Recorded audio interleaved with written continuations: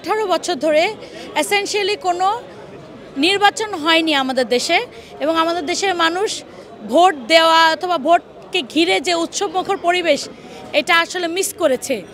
এবং আমি মনে করি এবি পার্টির আজকে যে কাউন্সিল উপলক্ষে যে ভোট, এটা আমাদের প্রিলিমিনারি ন্যাশনাল এক্সিকিউটিভ কাউন্সিলের জন্য ভোট। আমাদের সামনে আরও একটা বড় ভোট আছে আমাদের চেয়ারম্যান ইলেকশনের জন্য। তো এই ভোটে যে উৎসবমুখর পরিবেশ, এটা মনে হচ্ছে ছোটোবেলায় ফিরে গিয়েছি, যখন ছোটোবেলায় দেখতাম ভোট হতো। খুব ভালো লাগছে, নিজের ভোটটা দিয়েও ভালো লাগছে। এবং আমাদের যে প্রথম কাউন্সিল, আমাদের আশা ছিল যে আমরা বিভিন্ন দলের মাঝে একটা গণতান্ত্রিক প্র্যাকটিস ইন্ট্রোডিউস করার চেষ্টা করব, যেখানে প্রত্যেকটা দল এই পদ্ধতিটা ফলো করবে যে আজকে যে নেতা কালকেও সে নেতা থাকবে। এই জিনিসটা থেকে আমরা বের হয়ে আসতে হবে। আমাদের যে কাউন্সিলের মাধ্যমে যে বারবার ইলেকশনটা হচ্ছে, সেটাতে কি আমাদেরকে যারা প্রার্থী তাদেরকে কি বাধ্য করবে যে আমার কোয়েশ্চেনেবিলিটি, অ্যান্সারেবিলিটি বাধ্য করবে। আমি যে আজকে একটা জিনিস প্রমিস করছি, আমি এটাকে পারফর্ম করছি কিনা এই 3 বছরের মধ্যে, এবং পারফর্ম না করলে 3 বছর পরে আমার পজিশন থাকবে না। তাতে কি হয়, একটা গিভ অ্যান্ড টেকের ব্যাপার থাকে। আমি শুধু আমার কর্মীদেরকে আনলাম, দুটো মিছিলে নিয়ে গেলাম তা না। আমি কর্মীর জন্য, দেশের জন্য কি করছি, দলকে এগিয়ে নিয়ে যাওয়ার জন্য কি করছি, এই জায়গাটা আমার পারফরমেন্সের ব্যাপার থাকে। সো এটা একটা মানে চিরস্থায়ী বন্দোবস্ত টাইপের কিছু না। ইলেকশনটা দিয়ে বারবার আমরা সেই জন্য এই প্র্যাকটিসটাকে আমরা ইন্ট্রোডিউস করার চেষ্টা করছি। আমি নিজেও এখন ন্যাশনাল এক্সিকিউটিভ কাউন্সিলের মেম্বার এবং আরেকবার মেম্বার হওয়ার চেষ্টা অবশ্যই করব। বিকজ পলিসি ইস্যু নিয়ে কাজ করাটা আমার পেশাগত একটা ব্যাপার। একটা সাইড হলো আমি পলিসি ইস্যু নিয়ে কাজ করি, তো আমার দলেও আমি পলিসি ইস্যুতে আমার অবদান থাকবে, এটা আমার ইচ্ছা থাকবে।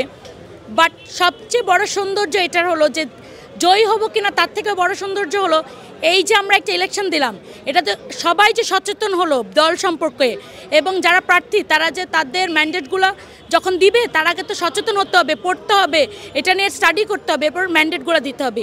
এই জিনিসটা আমার মনে হয় সবচেয়ে বড় সফলতা, যে আমরা দলের ভিতরে একটা নতুন করে আলোড়ন তুলতে পেরেছি। আমি অলরেডি এখন দলের উইমেন উইংয়ের হেড হিসেবে আছি। আমি এনএসিতে আছি, যেটা পলিসি মেকিং বডি, এবং ডিপ্লোম্যাটিক উইংয়ের কোর মেম্বার। আমি ডিপ্লোম্যাটিক উইং নিয়ে প্রচুর কাজ করছি অলরেডি। যেটা হলো যে ডিপ্লোম্যাটিক উইংয়ে যে কাজটা আমরা করি, আমাদের যে শুধু ডিপ্লোম্যাটদের সাথে কাজ করি তা না। এই উইংয়ের কাজ হলো সিভিল সোসাইটি, ডেভেলপমেন্টাল ফ্রেন্ডস, এবং যারা আমাদের পলিসি মেকিংয়ে হেল্প করে তাদের সাথে একটা সুসম্পর্ক বজায় রাখা, তাদের সাথে বিভিন্ন সময়ে B2B 1-to-1 যে মিটিংগুলো করে পলিসি ইস্যুতে হেল্প নিয়ে আসা, অথবা তাদেরকে আমাদের পলিসিগুলো সাবমিট করে আমাদের পলিসিগুলো বুঝতে সাহায্য করা।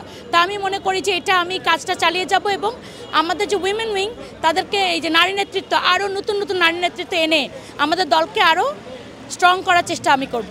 আমরা রাজনৈতিকভাবে আন্তর্জাতিক সম্পর্কে খুবই দুর্বল, মানে শুধু দুর্বল না, খুবই দুর্বল। এবং আমরা না এই জিনিসটা বুঝতে পারি না যে এই সম্পর্কটা কিন্তু একটা বহমান প্রসিডিওর। আপনার সরকার আসবে যাবে, কিন্তু এই উইংটা যে ফরেন, যে এটার একটা আমাদের পলিসি থাকতে হয় যে এই পলিসির উপরে বাংলাদেশ কাজ করবে। এখন পর্যন্ত এরকম কোনো স্ট্রিক্ট পলিসি, আমরা নির্দিষ্ট পলিসি আমরা করতে পারিনি।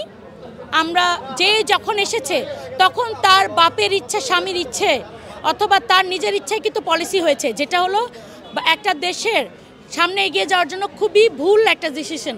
এবং আমরা মনে করি, আমরা বারবার এগুলো কথা বলছি, এবং আমরা আশা করি সামনে যারা ক্ষমতা আসবে এবং আমরাও যদি আসি, তারা বাংলাদেশের জন্য একটা নির্দিষ্ট পলিসি গ্রহণ করবে, যেটার উপরে বাংলাদেশ এগিয়ে যাবে।